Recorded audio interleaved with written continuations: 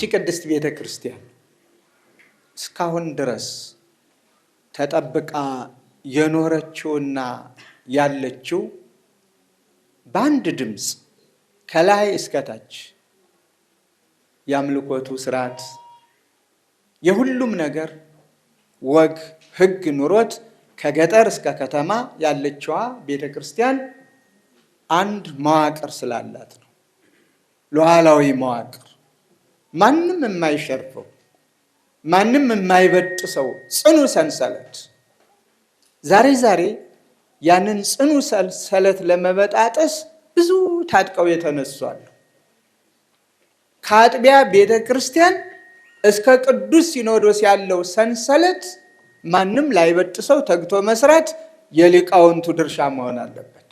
ማንም ላይበጥሰው፣ ማንም ላይሸረሽረው መሰረቱን፣ ማንም ላያናጋው።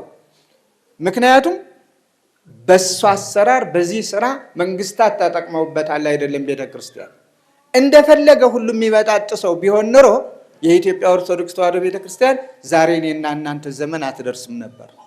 ብዙዎቹ ጎንዮሽ የሚሄዱ እምነቶች አሉ፣ ሲጣሉ የሚለያዩ ጎጆ የሚወጡ በዚያ መልኩ ሲሄዱ የኖሩ ሁሉ የሰሯቸው አብያተ ክርስቲያናት ዛሬ እየተሸጡ እየተለወጡ ለመሳሰሉት ለዓለማዊ ስራ መስቀላቸው እየወረደ እያየን ነው። ይህን ሁልጊዜ ልንነጋገርበት ይገባናል።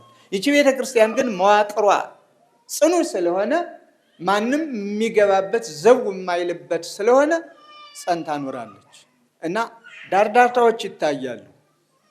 ለምሳሌ የባህር ዳር ሀገረ ስብከት የአራቱ ቤተ ጉባኤ ነው። የባህር ዳር ሀገረ ስብከት ሌላ ስም የለውም፣ ሌላ ዝል ቅጽልም የለውም። ማነው ባለቤቱ? ባህር ዳር ሀገረ ስብከት። ባህር ዳር ሀገረ ስብከት ማነው? ተጠሪነቱ ለማን ነው? ለመንበረ ፓትርያርክ ጠቅላይ ቤተ ክህነት። መንበረ ፓትርያርክ ጠቅላይ ቤተ ክህነቱ ለማን ነው ተጠሪነቱ? ለቅዱስ ሲኖዶስ። እንዲህ እያለ ነው የሚሄደው። በዚህ መዋቅር ላይ ማንም ሊገባ አይችልም። ሰንሰለቱን ጠብቆ ነው የሚሄደው። የትኛውም ቤተ ክርስቲያን ተመሳሳይ። አሁን ዛሬ ያለንበትን ነው ምሳሌ የጠቀስኩት። ከዚህ ውጭ ከሆነ ይህ ቤተ ጉባኤ እልፍ ብሎ ሌላ ተጠሪ ሌላ ጎንዮሽ ግንኙነት አለው ማለት ሀገረ ስብከቱ ሳያውቅ የሀገረ ስብከቱ አይደለም ወደሚለው እንመጣለን ማለት ነው። ነገኛ ባንኖር ሁላችንም አረፍተ ዘመን ቢገታን ቦታ ቀይረን ብንሄድ ይሄ ቦታ ምኑን ጠብቆ ይሄዳል ማለት ነው? በመምህር ሌላ መምህር ይተካል፣ በጳጳስ ሌላ ጳጳስ ይተካል። ቦታነቱ ጸንቶ ሰንሰለቱን ጠብቆ ይሄዳል እስከ መጨረሻው ማለት ነው። ይህንን ልንጠብቀው ይገባናል። ስለዚህ መምህራኑ የማን እንደሆኑ በግልጽ መቀመጥ አለበት። አባ አብርሃም የአባ አብርሃም ሀገረ ስብከት አይደለም። የዚህ ሀገረ ስብከት ሊቀ ጳጳስ ማን ነው ሲባል አባ አብርሃም ሊባል ይችላል። የዚህ ሀገረ ስብከት ስራ አስኪያጅ ማን ነው ሲባል እገሌ ነው ሊባል ይችላል። ስንለቅ ደግሞ ለቀቅን፣ ተተኪው ነው የሚሄደው። የኔ የምንለው ነገር የግል የሚባል ነገር የለውም። ስለዚህ ግል አስተሳሰብ እንደው በማሞካሸት የሌለ ነገር በመፍጠር ከቤተ ክርስቲያን ወጣ የሚያደርግ ስራ የሚሰሩ ብዙ ሰዎች እናያለን። ከእንዲህ አይነቱ ሊጠበቁ ይገባል። የቤተ ክርስቲያን መዋቅር ሰንሰለት በምንም ይሁን በምን ተጠብቆ መኖር አለበት። ከዚያ በተረፈ ግልጽነት ደግሞ ይኖራል። በአደባባይ የሚነገሩና የማይነገሩ በእኔ እምነት ይኑሩ ባይ ነኝ። አሁን እኮ ምስጢር የሚባለው ጠፋ። ስሙ ብቻ ነው የቀረ። ልብ አድርጉ። ስሙ ብቻ ምስጢረ ገሌ እንላለን። ግን ምኑ ላይ ነው ምስጢርነቱ? በአደባባይ ስንል በዚያው በየሚያምነው በየእምነቱ ከሆነ ምንም ማለት አይደለም። ማወቅ አለባቸው ምዕመናን ሊያውቁት በሚገባቸው መጠን። ቅድም እንደተነገረው ወተት ለሚገባው ወተቱን ጋዳ ለጦሙና ዳቦ ለሚገባው ዳቦውን አድርጎ እንደያቅሙ መስጠቱ ተገቢ ነው። ግን ለማያምነውም የቤተ ክርስቲያኒቷን ውድቀት ለሚፈልገውም ነውርና ስም እየሰጠ ለሚጫወትባትም ዝም ብሎ ይሄ ነው እያሉ ምን ማለት ነው? ይሄ ነው ታቦቱ ያቃለልኩ መስሎት፣ ይሄ ነው ቁርባኑ ያቃለልኩ መስሎት፣ ይሄ ነው ገሌው። ምኑ ላይ ነው ምስጢሩ? ቤት ውስጥ መምህራን እኔ ባጠፋ ምሳሌ መምህራን ተሰባስበው እንፈልግሃለን ብለው በላባ እንፈልግሃለን ይሄን ካንተ ድክመት አይተናል አርም ማለት ነው የሚቀናው? ማስተካከል ማስተማር ነው የሚቀናው? ወይስ አደባባይ ላይ ለሚያምነውም ለማያምነውም አባገሌ ማለት እንደዚህ ነው ብሎ ማሳበቅ መክሰስ? መጀመሪያ ከሳሽነት የማን ነው? ጸሐፊ ተምያንነት የማን ነው? ጸሐፊ ተምያን የተባለ ማን ነው? ከሳሽ ማን ነው? እንደ መጽሐፍ ቅዱስ ትምህርት። ስለዚህ ይህን ብሎ መናገር እንኳን ራሱ ያሰድባል። እንዴት እንዲህ አለ? ይህንን አንጠልጥለው የሚሰድቡኝ ነገ ይፈጠራሉ። ጸጋ ነው ብዬ ለመቀበል ነው እንደ ፍሬ ስናገር እና ግድ የላችሁም። ቤታችን ውስጥ መክረን ማዳን ያለበትን እናድን። የማይድን እስከሆነ ምን እናድርገው? እንደ ቤተ ክርስቲያናችን ስርዓት ሕግ አላትና ገዳም የሚገባው ገዳም ገብቶ እንዲጸልይ፣ ተሰብስቦ መቀመጥ ያለበት ተሰብስቦ እንዲቀመጥ፣ አልፈልግም ለስርዓተ ቤተ ክርስቲያን ተገዣ አይደለሁም ካለ ደግሞ ተወግዞ እንዲለይ ስራን መስራት መምህራኑ ከእናንተ ይጠበቃል። በተደጋጋሚ የሚነሱ ነገሮችን እሰማለሁ። ሲኖዶስ እንደ ኢትዮጵያ ቤተ ክርስቲያን ከተፈጠረ ግማሽ ምዕተ ዓመት ነው። ሲኖዶስ አልነበራትም የሚል አስተሳሰብ በጽኑ እቃወማለሁ። በጽኑ ነው የምቃወመው። እንዲህ አይነቱን አስተሳሰብ ወደፊትም በአደባባይ ስለተነገረ በአደባባይ ልናገር ብዬ ነው።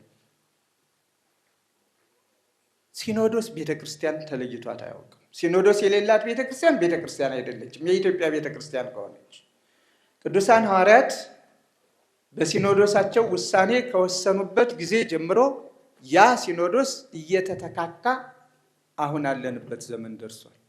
ስለዚህ የኢትዮጵያ ቤተክርስቲያን የራሷ ልጆች አልነበሯትም ጳጳሳት ሆነው የሚመሩ ነው መባል ያለበት። የራሷ ልጆች ጳጳሳት ሆነው እንዳይመሩ በስሯዝ የገባ ነገር ስለነበረ ሌሎቹ ግብፃውያን እንደ ትናንት ነው እናቱ ቤተክርስቲያን አሃት የሚለውም አሁን ስለሆነ እየመጣ ያለው ትናንትም የነበረ ሲሆን ራሳቸውን እናትነት ለውጠው የኢትዮጵያ ቤተክርስቲያን ከሊቃውንቷ ማንንም እንዳትሾም አውግዘው ቢሾሙ ይሄ ይፈጠራል የሚል ስለነበረ አዎ ሲኖዶስ አላት። የኢትዮጵያ ቤተክርስቲያን ይመራል እስክንድርያ ላይ ሆኖ፣ ሊቃውንቱ ደግሞ የሲኖዶሱ አባል ከሆነው ሊቀ ጳጳስ ጋር ሆነው የኢትዮጵያን ቤተክርስቲያን ይመራሉ። የሲኖዶሱ ውሳኔ እንደ ሲኖዶስ ይወሰናል። የሲኖዶሱ ውሳኔ ኢትዮጵያ ይደርሳል በሊቀ ጳጳሱ። የሲኖዶሱን ውሳኔ ደግሞ በኢትዮጵያ የተሾሙ ሊቃነ ጳጳሳት በኋላም ቁጥራቸው በዝቷል እነሱና ሊቃውንተ ቤተክርስቲያን በአንድ ላይ ሆነው ቤተክርስቲያኒቱን ሲመሩ ኖሮ ከጊዜ በኋላ አርቀው በሚያስቡ አባቶቻችን በንጉሠ ነገሥቱ በነ ብፁዕ ወቅዱስ አቡነ ቴዎፍሎስ ያላሳለሰ ጥረት፣ ድካም፣ ውጣ ውረድ በሌሎቹ ሊቃውንት ገሌ ብዬ ስማቸውን በማልዘረዝረው ሊቃውንቱ ከኢትዮጵያም ተሾሙ።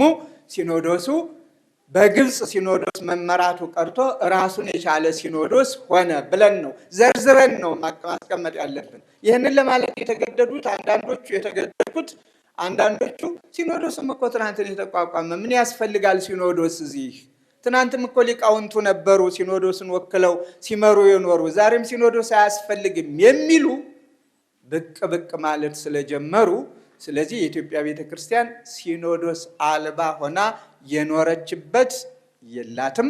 ሊቃውንቱ ሲኖዶስ በራሱ የኢትዮጵያ ልጆች ጳጳሳት ሆነው እንዲመሩ ታግለዋል፣ አሸንፈዋል። ያውም ደግሞ በጉልበት ትንሹም ሳይሉ ስርዓቱን ጠብቀው በዚያው በሕግ አስፈጽመው እነሆ ከዚያን ጊዜ ጀምሮ ሊቆጠር ይችላል እና ለይተን እንድንቆጥር ለይተን እንድንናገር ሲደጋገም አንዳንድ ጊዜ ትናንት እኮ ነው ያቋቋሙት የሚለውና የማጠፋፊያው ነገር በሌሎቹ መንገድ ጠራጊ እንዳይሆን ጥንቃቄ እንዲደረግበት ለማለት ፈልጌ ነው። ከዚህ በተረፈ ብዙና ብዙ የምንሰራቸው ስራዎች አሉ። ባዶ ጩኸት አያገለግልም። የኛን ለኛ እንስራው። አባቶቻችን የሰሩትን ዛሬም እኛ እንስራው። እንምከር፣ እንማማር፣ እንጸልይ፣ ደካማውን እናንሳው፣ ደካማውን እናበርታው። ሲፈልግ አሁን መነኩሴና ቄስ የሚል መጥቷል። ሲፈልግ ምንና ምን መጥቷል። ምን አለበት? ሁሉን በስርዓት መስራት አንችልም? ቤታችን ውስጥ ስህተቶች አልታዩም ልል አልችልም። ስህተቶች አልተፈጠሩም ልል አልችልም። ግን እነዚያን ስህተቶች በስህተት ነው የምናርማቸው በትምህርት። መምህራን እኮ አስተማሪዎች እንጂ አደባዳቢዎች አይደሉም። መምህራን እኮ የራቀውን የሚያቀርቡ እንጂ ጨርሶ የቀረበውን የሚያርቅ እምነት አልባ እንዲሆን የሚጋብዙም አይደሉም። መምህራን እኮ ሙሉ በሙሉ ሊሆን የሚገባውን መልካም አርአያና ምሳሌ ሆነው የሚያስተካክሉ ናቸው። ስለዚህ ባላስፈላጊ የሚዲያ እርብርብ የተጠመድንም ሰዎች ለቤተ ክርስቲያኒቱ እንድናዝንላት አደራላለሁ። አንስራ አይደለም ያልኩት፣ እንስራ። ስንሰራ ግን በየአቅጣጫው መናበብ እንችላለን።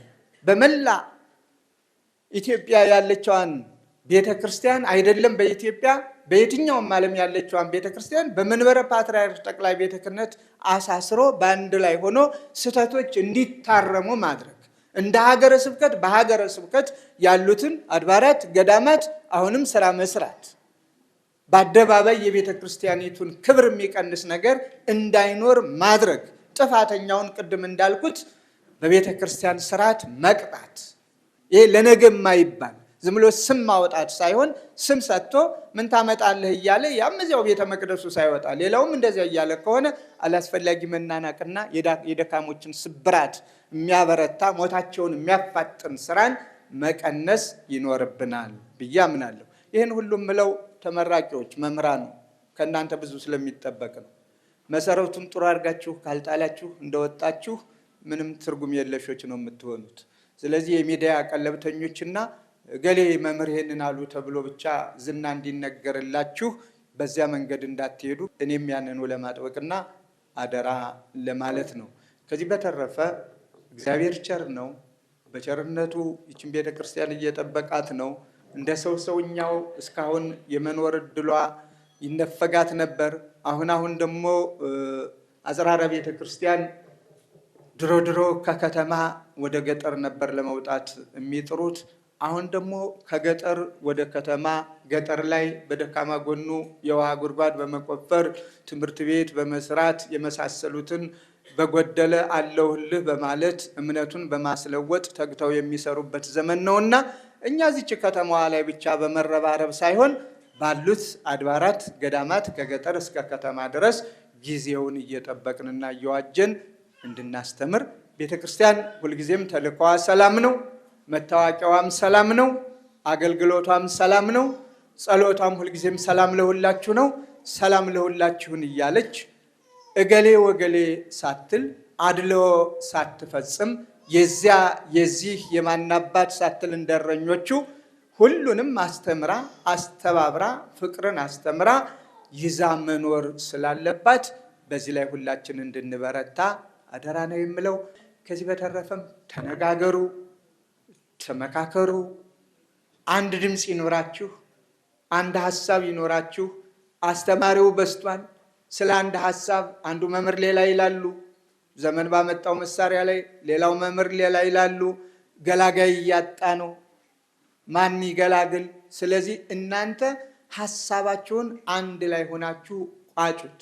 ስተዋጡት ያ ድምፅ የሁላችሁም ድምፅ ይሆን። አሁን ብዙዎች ይኸው ቤተክርስቲያን ራሷ እኮ ሊቃውንቷ እኮ አንድ አይደሉም በእምነታቸው። መምህር ገሌ እንዲህ ይላል፣ መምህር ገሌ እንዲህ ይላል እያሉ ጥራዝ ነጠቆች እየተጫወቱብን ነውና እንዲህ አይነቱን በስነ ስርዓቱ ተነጋገሩ፣ ተመካከሩ። ሰሞኑን አንድ ነገር አይቻለሁኝ። እንደውም መምህርን ሳይነው ትዝ ያለኝ ምንድን ነው ለማንጾት አለውን የሚል በቃ ተግባብተናል። ከተግባባን ዝርዝር አያስፈልግም። ይህ አሁን ሌላ መነጋገሪያ ነው፣ ሌላ አጀንዳ ነው አይደለም። ምከሩ። መምህራኑ መጀመሪያ አንድ ድምፅ ሁኑ፣ አንድ ቃል ተናገሩ። ቤተ ክርስቲያኒቷን የሚያታግል ነገር የሚመኙ እርስ በርሷ እንድትታገል አሸናፊና ተሸናፊ ብለው ቡድን ፈጥረው የኛ ያልሆኑም ይበል እያሉ የሚያጨበጭቡ ቁጥሩን ነው እኛ ይሄን ያህል ተከታይ አለኝ። ማን ነው ተከታይ? ማን ነው ተከታይ? በዓይንህም አታየው፣ በስምም አትጠራው። ማን ይሁን ምን ይሁን የማታውቀው ዘመን ባመጣው መሳሪያ በሚሊዮን የሚቆጠር ሰው ቢኖርና ይበል ቢልህ ያንተ የሆነ ይመስላል?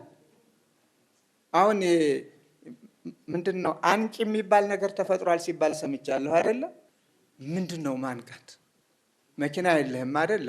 መኪና እንዳለህ አስብ። በቃ አለኝ በል። ቤት የለህም አይደል? ቤት እንዳለህ አስብ። አለህ። አዩት የማንቃት ደወሉ። አልበላህም፣ ረውሃል አይደል? ግን ለምን እንዳልበላህ ታስባለህ? በልቻለሁ በል። ይሄ እኮ አደንዛዥ ሲወስዱ የሚሰማቸው ስሜት ነው። የአደንዛዡን እጽ ስሜት ወደ ምን አመጡት? ወደ አንቂ የማነቃቃት አይምሮን የማነቃቃት ብለው ሰየሙት። ምንም ቤሳቢስቲ ሳይኖረው ዓለሙን ሁሉ የገዛ ይመስለዋል። ሲነቃና ሲባንን ግን እዚያ አመዱ ላይ ወድቋል። የለም ሰውዬው። ይልቅ ቢሰራ ቢጥር የዕለት ዳቦ አግኝቶ መብላት ይችል ነበረ። አደንዛዡን ወሰደ፣ ሳይከብር ከበረ፣ ሳይነግስ ነገሰ። ሁሉን ነገር በእጁ እንዳለው መሰለው። ሲነቃ ራቆቱን ነው ያለ። ይህን ደግሞ በዚያ በሽታ ያለፉትን ሰዎች መጠየቅና መረዳት ትችላላችሁ። እንዲህ አይነት በሽታ የተፈጠረበት ዘመን ነው። ይህን ትውልድ መታደግ ይገባዋል። በተስፋ የምንጠብቀውን በተስፋ በውን የምንጨብጠውን በውን ለይተን እንጂ ዝም ብለ እንዲህ አስብና ቁጭ ብሎ እንዲውል ማድረግ ግድ የላችሁም። ተነጋገሩ ሊቃውንቱ። ይቺ ቤተ ክርስቲያን አዎ የኖረችውን በሊቃውንት ነው፣ ዛሬም ያለችው በሊቃውንቱ ነው፣ ነገም የምትኖረው በሊቃውንቱ ነው። ሲኖዶሱ የእናንተው ነው፣ የማንም አይደለም። አንዳንድ ጊዜ ደግሞ በተለይ ሊቃውንቱ ሲኖዶስ ተች አትሆኑ። ስለ እግዚአብሔር አንደኛ ቅርቦች ናቸው ሊቃነ ጳጳሳቱ። አሁን እናንተ ሊቃውንቱ መምህራኑ፣ በተለይ ስም ያላችሁ ሊቃነ ጳጳሳት በእናንተ ስራ አይደሉም ያሉት? አባባ እያልን እንደኔ ልውሰድኔ ሊቀ ሊቃውንት አባ አብርሃም ሩቄ ነው ቢሉ ምንድን ነው የሚባለው? ሊሉም አይችሉ። በፈለጉበት ሰዓት ይገባሉ፣ ቢፈልጉ ያድራሉ እዚያው። ስለዚህ ለእኔ መንገር ይችላሉ ማለት ነው።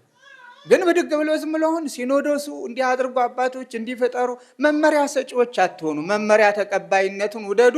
እናንተም ደግሞ መመሪያውን ለምታስተምሯቸው ስጡ። ግን መካሪዎች ሁኑ፣ አስተማሪዎች ሁኑ።